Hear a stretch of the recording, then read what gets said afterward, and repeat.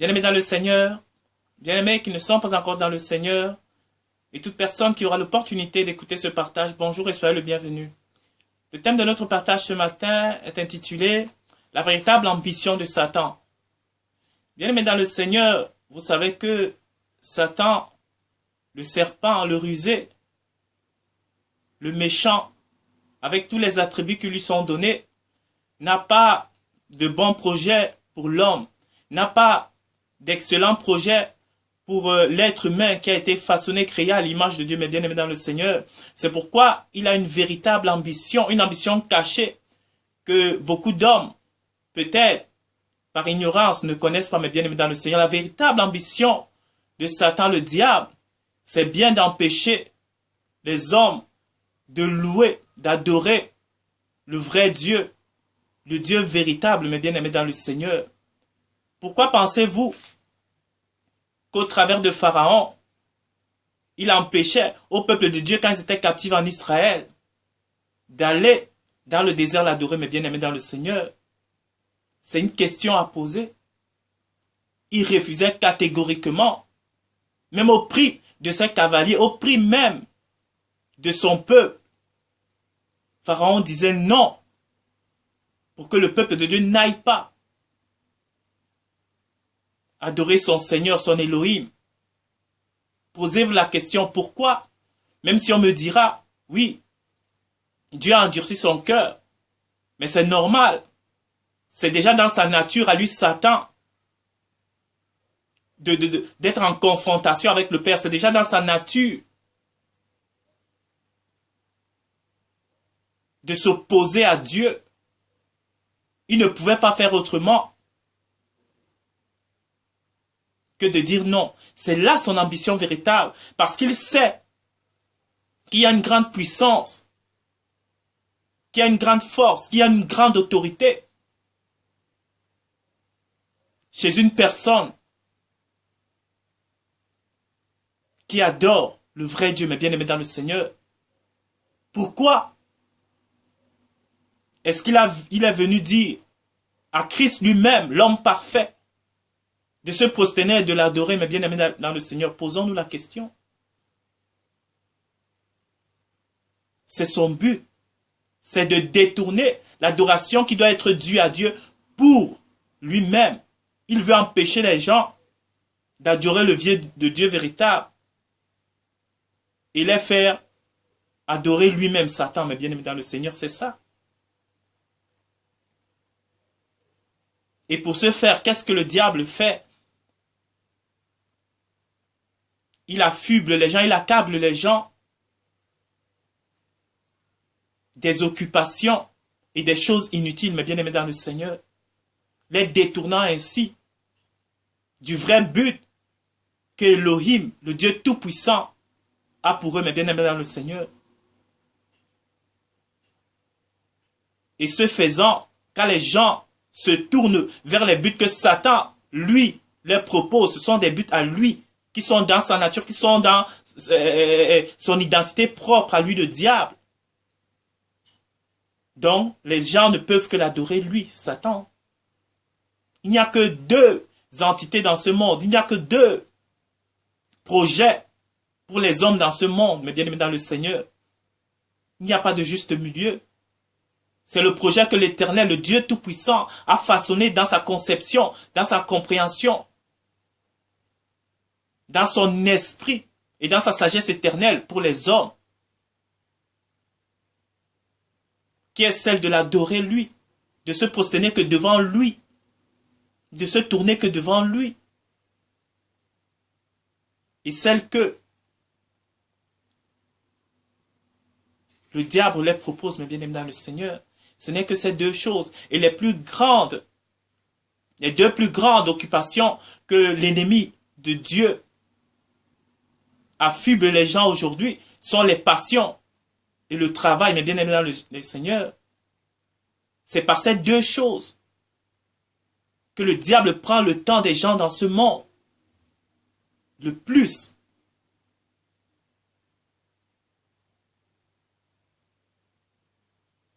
Faites vous-même le test. Observez par vous-même.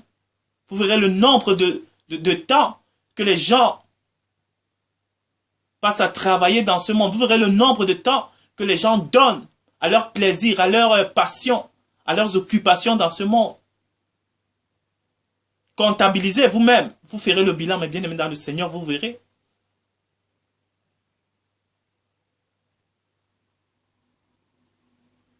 Ce sont les deux plus grandes occupations par lesquelles le diable piège les gens, mais bien aimés dans le Seigneur. Et il le fait de manière consciente. C'est ceux qui les suivent, qui parfois ne connaissent pas la vérité et la réalité de ces choses. Et quand tu vas leur parler de ça, beaucoup te diront que comment vivre si on ne suit pas ces choses. Le système est fait en sorte qu'on ne puisse pas être borderline, être hors de ces choses-là. Si tu n'as pas l'argent, tu vis comment? Si tu ne travailles pas, tu vis comment? Si tu ne t'occupes pas de tes passions, tu fais comment? C'est ça. La pensée que le diable a mis à des personnes, mais bien aimés dans le Seigneur. Mais bien aimé, mais Dieu est fidèle. Il n'y a rien de nouveau sur le soleil. Dieu nous donne toujours c'est pas des avertissements, mais Dieu nous donne toujours des modèles à suivre avant. Bien aimé, les disciples. Avant, ils faisaient comment? C'était le contraire. Aucun des disciples de Dieu, de Christ n'avait un travail. Mais ils vivaient. Ils n'avaient aucun travail que de ne servir le maître auquel ils étaient à la suite, mais bien aimés dans le Seigneur. Au contraire, Christ venait les trouver dans les occupations, dans les travaux dans lesquels ils avaient enfermé Satan pour les faire sortir. À chaque fois, il disait, Pierre, je fais de toi, maintenant tu seras plus pécheur, tu seras pécheur d'hommes. Aucun des disciples n'avait un travail à lui, mais bien aimé dans le Seigneur. Ils couraient tous après la mort, après les choses de ce monde. Et quand Christ arrivait, il les sortait de là. C'est ça même, le vrai salut. C'est ça même la vraie délivrance. C'est de faire sortir les hommes dans leur course effrénée au matériel, aux choses de ce monde, aux recherches de leur but personnel, au désir de leur réalisation, pour les faire entrer dans l'esprit de vie qui est le Père Elohim lui-même. C'est ça la vraie transformation, c'est ça la vraie vie, c'est ça le vrai salut. Christ venait sauver chacun de ses disciples qui étaient appelés à lui. Tous avaient des occupations, il venait les sortir de là. Il y a un avant et un après. Maintenant, on est retourné, on a inversé les choses. Les disciples avaient, avant de connaître Christ, ils avaient des choses à faire comme nous tous dans ce monde. C'est normal, on a enfermé dans l'ignorance.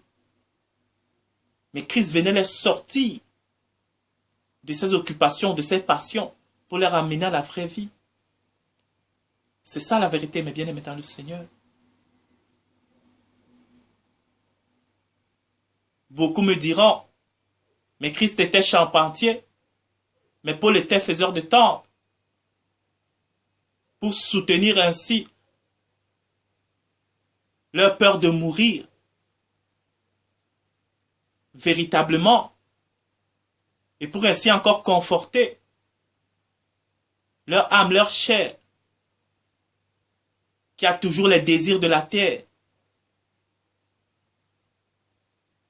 On peut tous trouver des prétextes, mais bien aimés dans le Seigneur.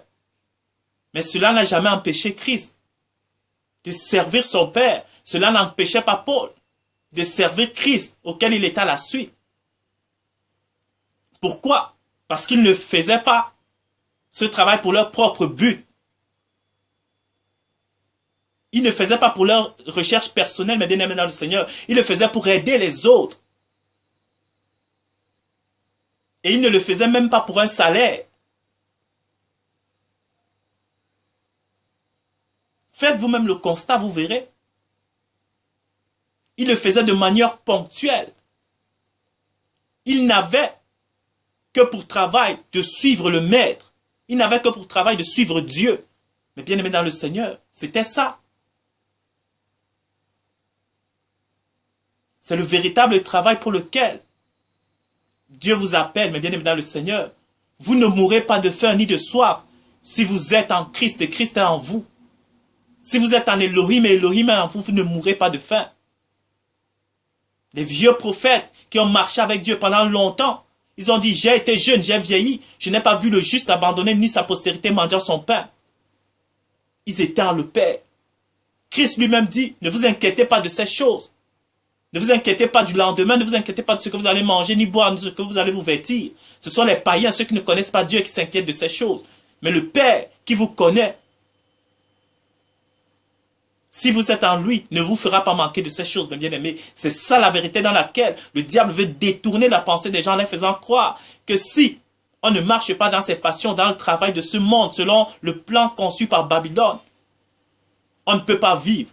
Mensonge éternel du diable. Bien-aimés, sortez du dessein de l'ennemi qui est de vous faire lui adorer de manière inconsciente. Sortez du dessein du diable qui est de s'attirer vos louanges par la recherche des choses de la terre, la recherche des choses matérielles et vous privant ainsi du véritable désir de Dieu pour vous qui est de le louer, de l'adorer en sortant du concept du monde, en entrant dans sa nature, dans l'identité du Dieu Tout-Puissant qui étant révélé en vous, vous manifesterez ses œuvres sur la terre de manière normale parce que vous serez de sa nature, vous serez de son identité. Sortez, mes bien-aimés, de ces choses.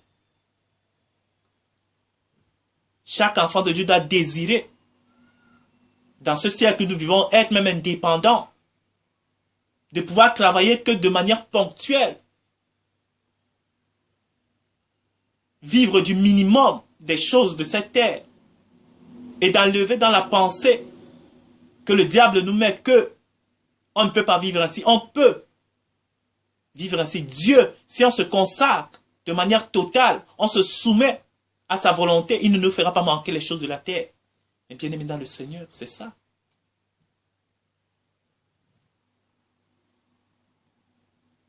Demandez à Dieu.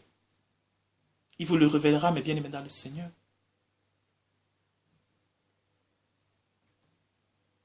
C'est juste ceux qui ont envie de régner sur la terre, ceux qui ont envie de vivre sur cette terre-ci, qui confortent leur nature qui n'est pas encore transformée et qui les incite à demeurer dans ces choses.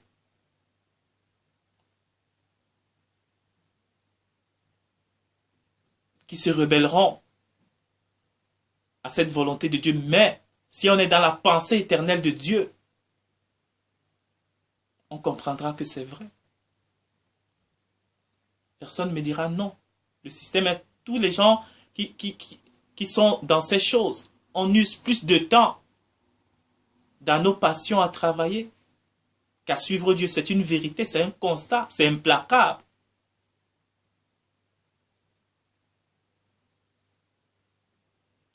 Il n'y a même pas du 50-50. Ce n'est même pas du 90-10.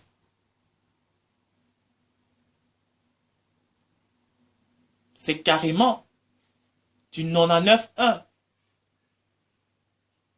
en faveur des choses et des désirs personnels, en faveur de nos recherches personnelles, en faveur de notre élévation dans la société, en faveur de notre désir de la recherche de richesse, en faveur de notre réussite scolaire, en faveur de telle ou telle chose